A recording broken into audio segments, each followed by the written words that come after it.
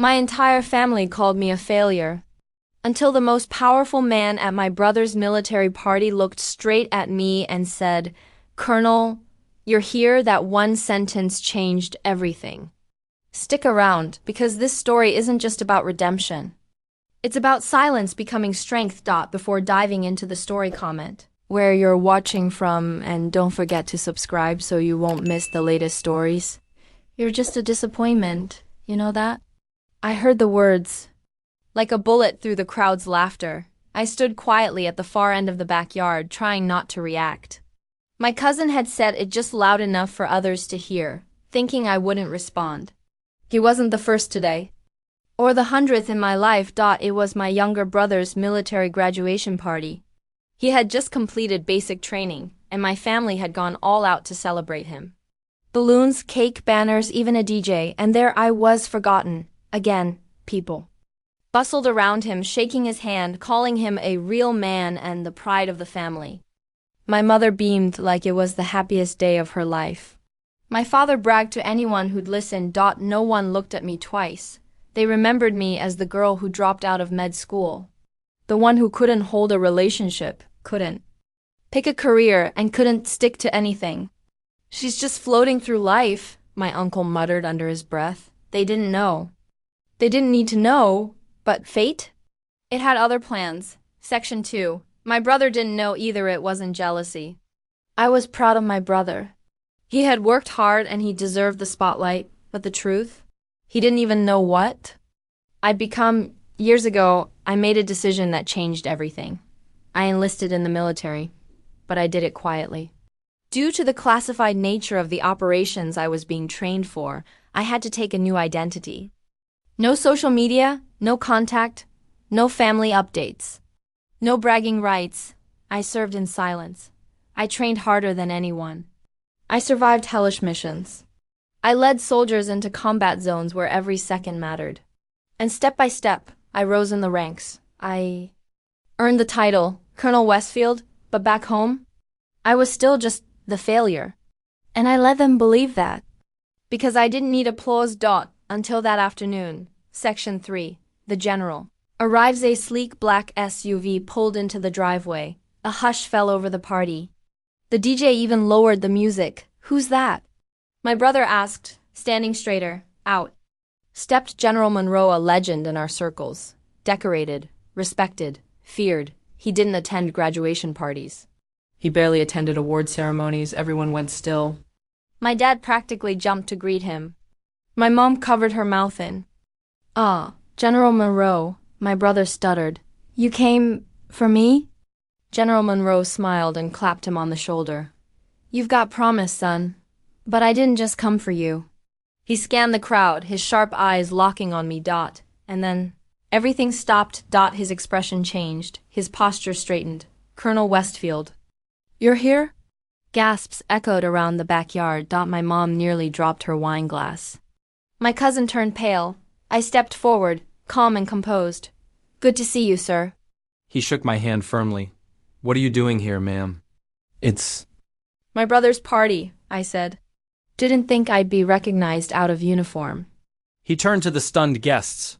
"This woman," he announced, "is not just any colonel."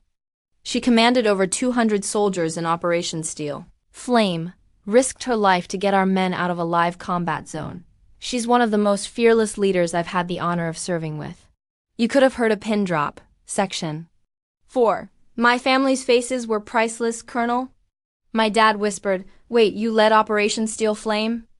My brother said, completely frozen. My uncle blinked, speechless for the first time in his life. "Yes," I replied simply. All those years of judgment. All those whispers about me failing and being lost. And now the truth was standing in front of them in broad daylight. I didn't have to prove anything, but it felt good to see their eyes widen in shock. General Monroe gave me one last nod before leaving. "It was an honor serving under your command, ma'am. Enjoy your time with family." He walked away, leaving behind stunned silence. My brother came up to me slowly. "Why didn't you tell me?" I looked at him and smiled softly. "Because I didn't do it for the recognition.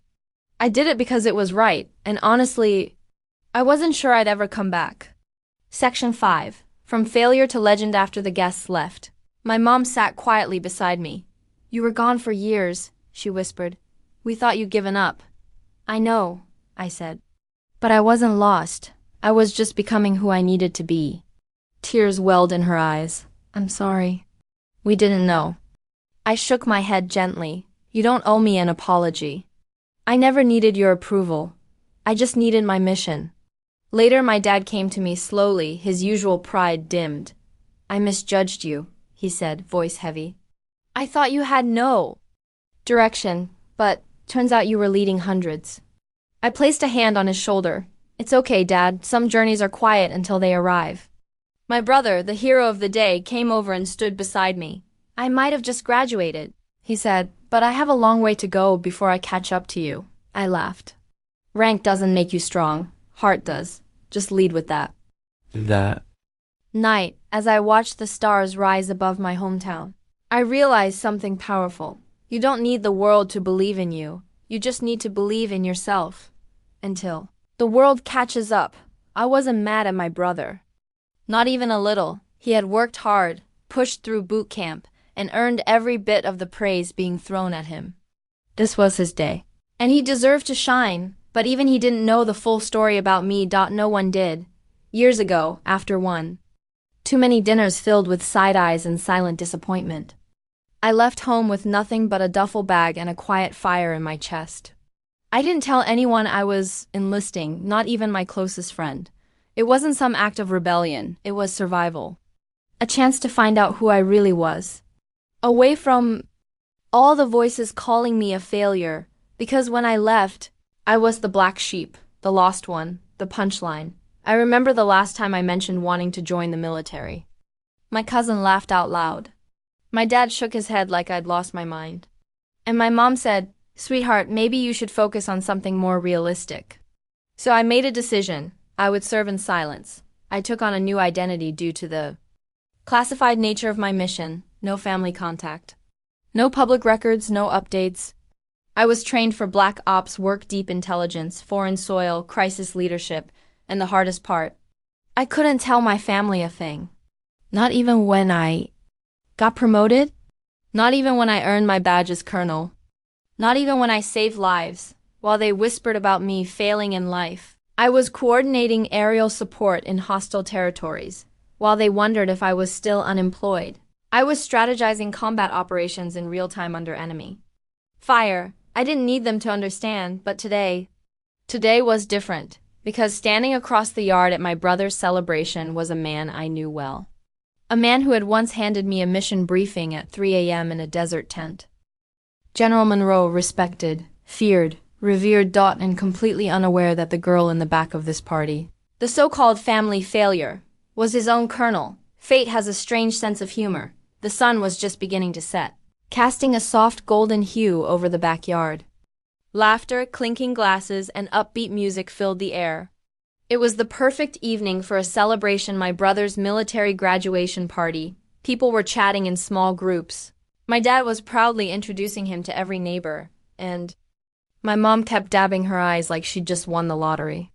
It was his moment, and I stood quietly near the back fence, watching it unfold with a soft smile. But then, something changed. The sound of an engine, deep, smooth, powerful, rolled up the driveway like thunder in the distance. Conversation stuttered and trailed off. The DJ mid-song looked around nervously and lowered the volume until the music faded into an eerie silence. All eyes turned toward the driveway. A black SUV, sleek, armored, tinted windows, pulled up slowly and came to a precise stop. Nobody knew who it was, but we all felt the shift in the air. Like something important was about to happen. The driver's door opened, followed by the passenger side, and then out stepped General Monroe, even without knowing his name. You could feel his presence. He was tall, broad-shouldered, wearing his decorated military uniform like it was molded to him. Dozens of badges and honors gleamed against his chest. His posture was perfect. His face, weathered but powerful, held the kind of intensity that only comes from years in command. Someone in the crowd whispered, "Is that?" "No way." Another gasped, "That's General Monroe." He's on TV sometimes. And then I heard the voice I knew would come. My brother, stunned, stepped forward and stammered, General Monroe, you came for me? The general's face relaxed into a small, approving smile. You've got potential, son, he said, extending his hand. I respect that. I always try to support young recruits who are serious about service. He clapped my brother's shoulder. Everyone cheered. Phones came out. People started filming. My mom looked like she might faint from pride, but then everything changed. General Monroe paused. He turned slightly, squinting at the crowd, and then his eyes locked onto mine. He didn't just see me. He recognized me. A flicker of confusion crossed his face, Followed by pure disbelief. His smile dropped. His jaw tensed. He took a step closer, still holding my gaze, and then, in a voice loud enough to slice through the silence, he said, Colonel? You could hear a pin drop. Colonel Westfield. You're here? The entire backyard froze. Every glass stopped mid-sip. Every phone stopped recording. It was like someone had pressed pause on the world. I stood still, calm, straight-backed, my hands behind me, military style. I didn't say a word. My mom's wine glass slipped from her fingers and shattered on the concrete. My dad blinked like he couldn't process what he'd just heard. My cousin, the one who called me a drifter last week, nearly fell off his chair. My brother's mouth opened, but no words came out. The same girl they'd labeled as a mistake, a dropout, a failure, was now being addressed by a high-ranking general. With respect, I slowly stepped forward, meeting the general halfway. Yes, sir, I said firmly. Didn't expect to be recognized, sir. Just here to support family. His eyes scanned me up and down. Then he let out a breath, half laugh, half disbelief. You have no idea, he said to the stunned crowd, who this woman standing in front of you is. He turned to face them completely. This, he said, pointing to me, is Colonel Westfield, one of the most elite commanding officers I've ever worked with. She led over 200 soldiers during Operation Steel Flame, one of the most dangerous missions of the last decade. And because of her leadership, dozens of our men made it home alive. Gasps, stares, shocked murmurs rippled through the guests. She doesn't talk much about what she's done, he continued, because she's the kind of leader who lets her actions speak, quiet, powerful, unshakable. If you knew even half of what she's accomplished, you'd never again call her a failure. My hands trembled slightly, but I kept them steady. I wasn't emotional because I needed validation. I was emotional because for the first time, my truth had a voice. My brother finally stepped forward, eyes wide, his voice barely above a whisper. You're a colonel? He asked. You've, done all that? I nodded, simply. Yes. The general gave me one last proud look, then nodded respectfully. Thank you for your service, ma'am. I'll let you enjoy your evening. With that, he turned, walked back to his SUV, and drove away, leaving behind a trail of shocked faces. And a family who had just realized they never really knew me. Colonel? The word slipped from my father's mouth like a question he was afraid to ask. His voice cracked, slightly soft, uncertain. The man who once scoffed at my dreams was now struggling to process a truth far bigger than his assumptions. Wait. My brother blinked, his expression pale. You lead Operation Steel Flame? He looked at me like I was someone entirely new. Like he had never really seen me before. My uncle, the one who always had something smart to say, stood there frozen. His mouth opened, then closed again. For once, the family's self-appointed critic had nothing to offer. I simply nodded. Yes. No dramatics, no speech. Just truth. A single word that carried years of pain, sweat, sacrifice, and pride. In that moment, everything I had endured played back in my mind, every whisper behind my back, every family dinner, where I was ignored every time someone said, she's just lost. But now I was standing in front of them, not as the failure they once knew, but as a decorated officer, a leader, a protector, a colonel, and I didn't have to say a single word to justify myself, because General Monroe had already said it all. He turned toward me one last time, his voice steady and full of admiration. It was an honor serving under your command, ma'am. Not with me, under me. That distinction wasn't lost on anyone standing there. He gave me a respectful nod, then looked around at my stunned family. I've served alongside many leaders in my career, he said. Few possess the courage, intellect, and instinct she does. You're lucky to call her family. With that, he turned on his heel and walked back toward his SUV. The tires rolled away quietly, but the silence he left behind was deafening. Nobody moved. Nobody spoke. They just stared, for a long, heavy moment. It felt like the air had thickened so full of shock, shame, and questions no one knew how to ask. And then my brother took a step toward me. Slow, hesitant, like he wasn't sure if I'd vanish or say I'd been part of some dream. You really did all that? He asked, barely above a whisper. I nodded. Why didn't you tell me? He said. Why didn't you tell any of us? I looked at him, this young man, barely out of training, already being celebrated for simply stepping in. I remembered being in his shoes, hopeful, nervous, wanting to make my family proud, craving their approval. And then I remembered how it felt when they didn't give it. I didn't do it for recognition, I said softly. I did it because it was right. Because I needed to know I could become more than what people expected of me. He stared at me, eyes wide. But you were gone for so long. We thought, I know, I interrupted gently. You thought I gave up, that I disappeared because I couldn't handle life. He looked away, ashamed. I took a breath. Honestly? I wasn't even sure I'd ever come back. He blinked. Why? Because the work I was doing, it was dangerous. There were nights I didn't know if I'd wake up the next morning. Weeks when I couldn't send messages, couldn't speak to anyone, couldn't leave a trace. And somewhere along the way, I stopped needing anyone's approval. I just needed to survive and lead. He nodded slowly, his throat tightening. I always looked up to you, he said, even when everyone said you were lost. I still thought maybe you were just trying to find your way. That hit me harder than I expected. I reached out and touched his shoulder. You're going to make a fine soldier, I said. But never forget, real strength doesn't always wear a uniform. It doesn't need applause. It just keeps moving forward, no matter what. Tears welled in his eyes. But he blinked them away, and then from behind us I heard footsteps. Father. He approached slowly. The man who had never been emotional, never shown weakness, never once told me he was proud. Now. He stood in front of me, looking 10 years older. I misjudged you, he said finally. I didn't respond. I let him speak. I thought you didn't have direction. I thought you were wasting your life. He looked down. Turns out I was wrong, completely wrong. He looked back up at me. You became everything I never imagined. Everything I should have believed you could be. It was strange. He didn't cry.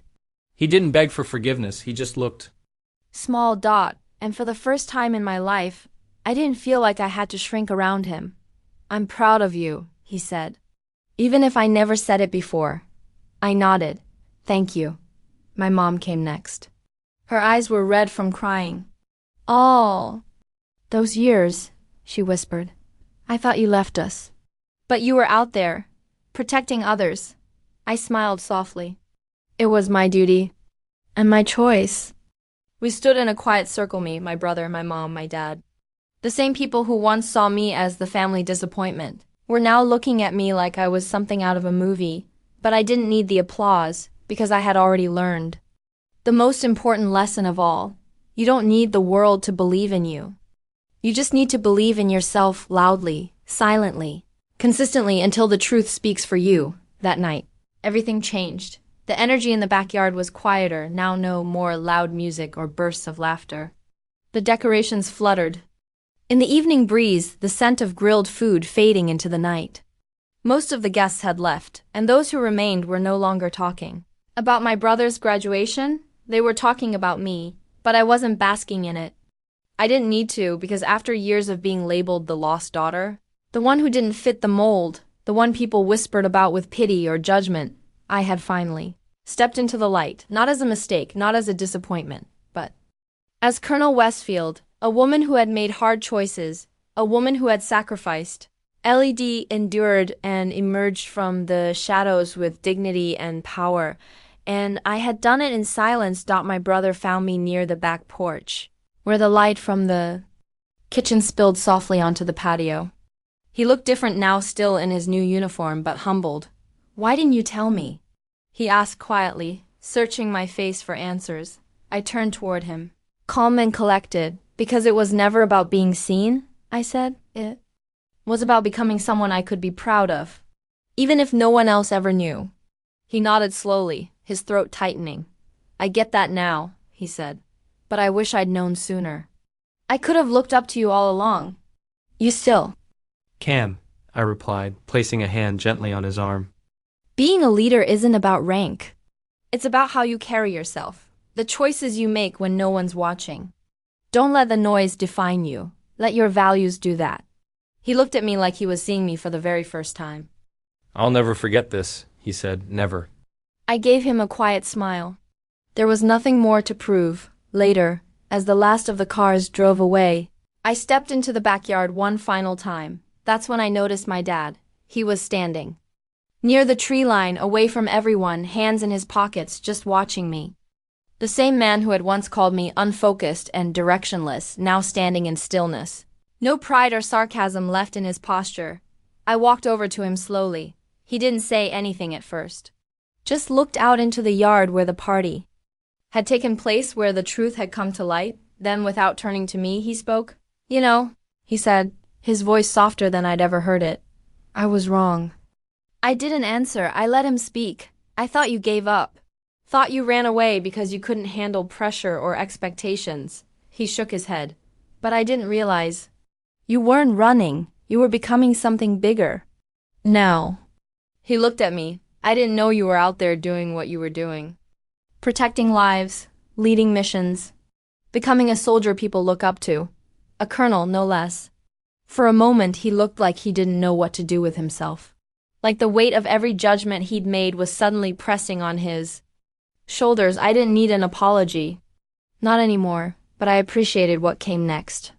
"I'm proud of you," he said, quietly but firmly. "I should have always been. I just didn't see it." I nodded gently, giving him a smile. "That's okay," I said. "Sometimes we have to disappear to truly arrive." We stood there for a moment, two people, once on opposite sides of expectation, now meeting in the middle of understanding. As I stepped away and looked up at the night sky, the stars shimmered like scattered diamonds. It was peaceful. Calm. And for the first time in a long while, I felt seen. Not because of the praise, not because of the rank, but because I had reclaimed my narrative. I thought back to the girl who left home with a duffel bag and no plan.